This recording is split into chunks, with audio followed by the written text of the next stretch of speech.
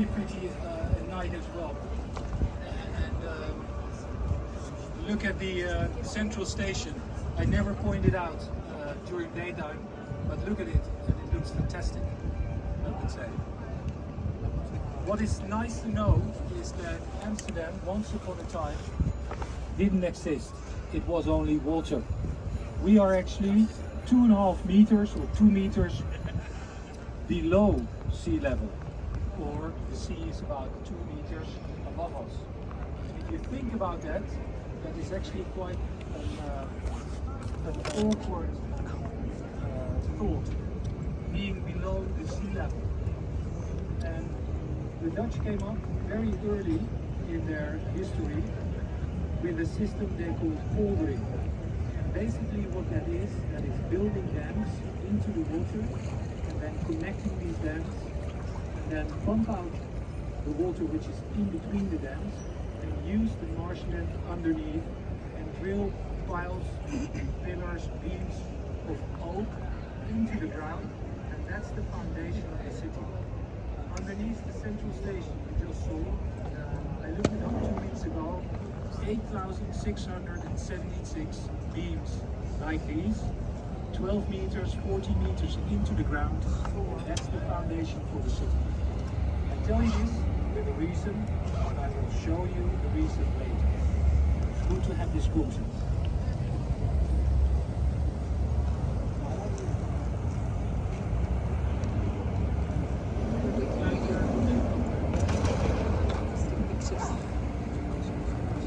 Friday night, so there's a lot of people going around and they love being on the boats as well. So even late at this, a few boats on the boats with people having drinks, relaxing themselves.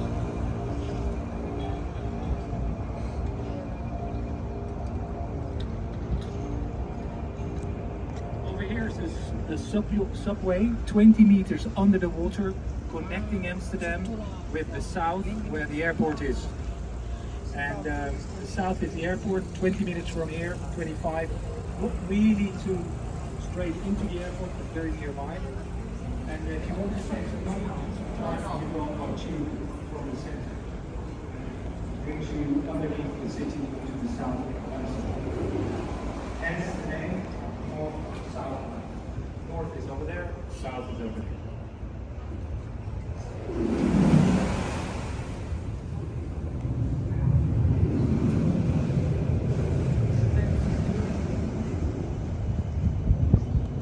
Have a look at the tower over here.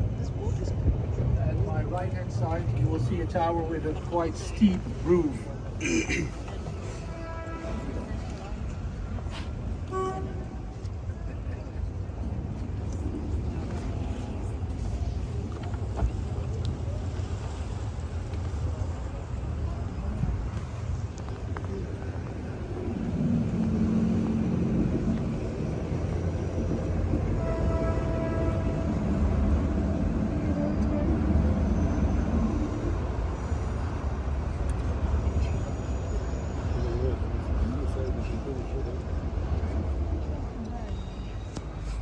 Now, this tower is important because it's called the Crying Tower.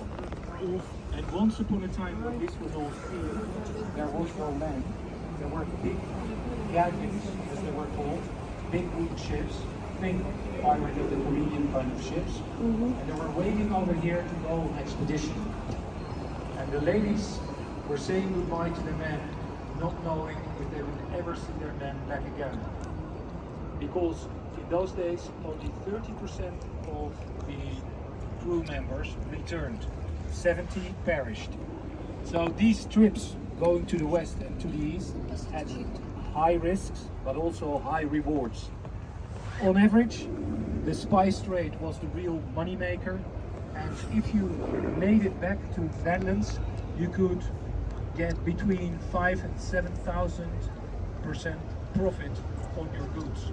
So if you got the goodies over here, you were getting pretty much a very rich man.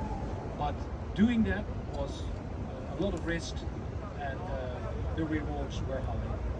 And I will show you a bit later a bit more about it. Now we go into the old city.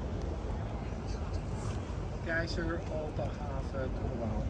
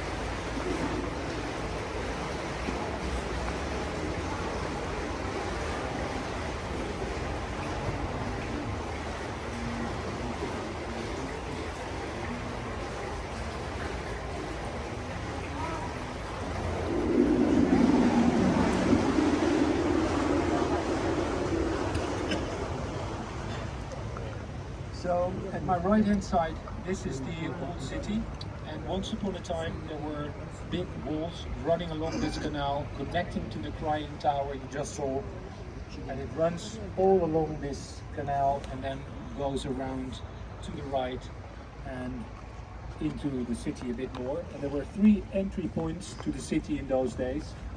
The Crying Tower was one of them, the Waag is the one you're going to see next, and the third one is the Min Tower, and that I will point out to you later.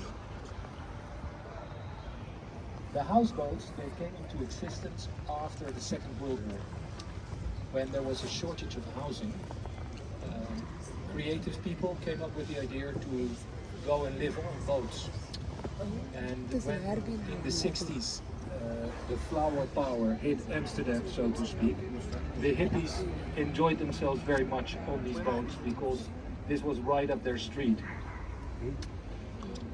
And then in the 80s the city council thought it was getting a bit too much, and they came up with a permit system, and now we have a permit system of 2,800 permits, and that's the limit, that's the maximum of boats we are having in the canals at this moment.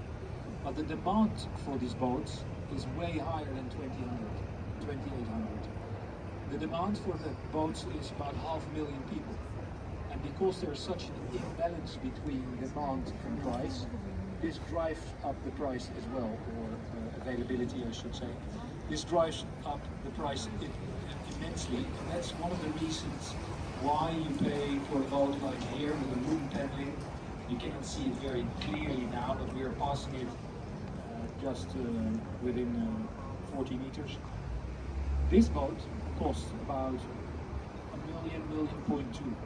And it's not because it's a particularly good looking boat, but it's just because of the location. And keep in mind that if you can pay 1.2 million for a boat, you can, for that money, you can also buy a castle in France. So, where are your priorities, I would say. But anyway, if you listen, I will shut up the engine now.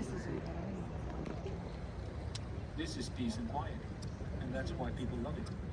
So, also in daytime it's quite relaxed. The boats are connected to the electricity, they have water, they are connected to the sewer system. They pay tax of the square meters they occupy above the ground.